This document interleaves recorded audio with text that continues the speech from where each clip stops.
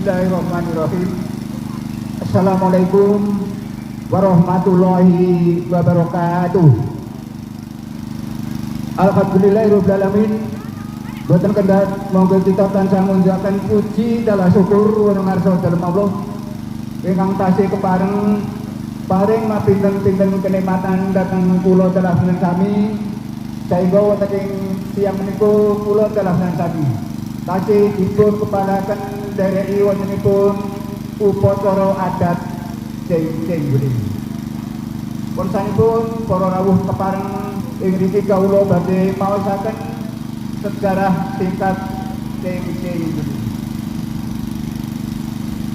sejarah singkat upacara adat sing nalika perang ageng antawis Keraton Majapahit kalian Kasultanan Demak Bintoro, prajurit Demak saged unggul dene kathah prajurit saha senopati Majapahit ingkang gugur. Wonten ing pungkasaning prastawa punika Prabu Brawijaya ingkang kaping gangsal katrimah lengser saking dampar lan Karaton Majapahit ambruk.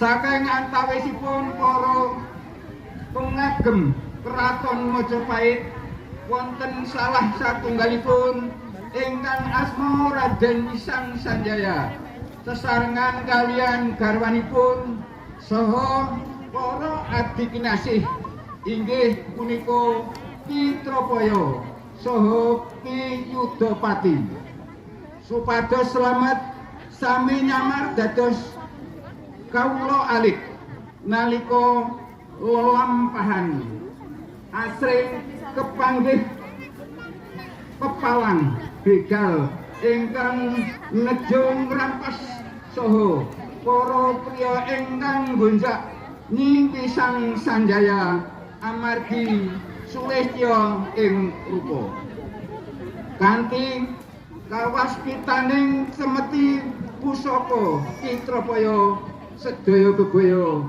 saged kabirat.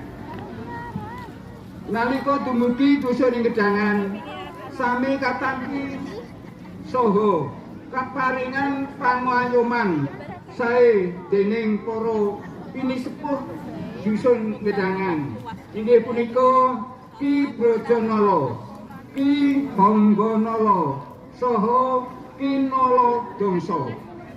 Raden Wisang Sanjaya sampunipun rumaos krasan kumandha lajeng ginakaken nami enggal dados Kyai Pisang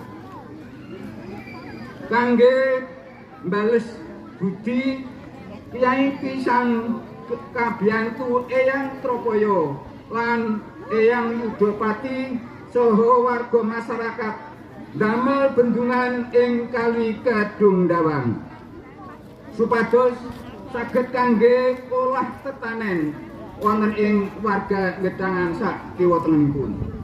Wontenipun bendungan punika dadosaken tanduran subur, masyarakat makmur.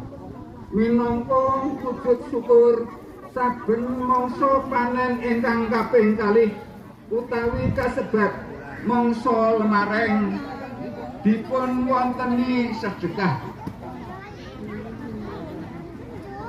Minangka atur panuwun wonten ngarsanipun Gusti awit sedaya berkah ingkang sampun kaparingaken.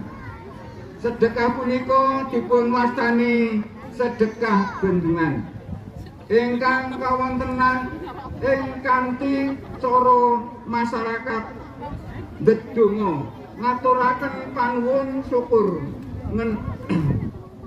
ngedalaken ambengan srana nyembelih ayam utawi mendo miterak nadaripun piyambak-piyambak. Salebetipun proses menika juru kunci ngaturaken ujug para warga sak sampunipun Allah nadar menika banjur dipun wonteni pentas tari cing-cing.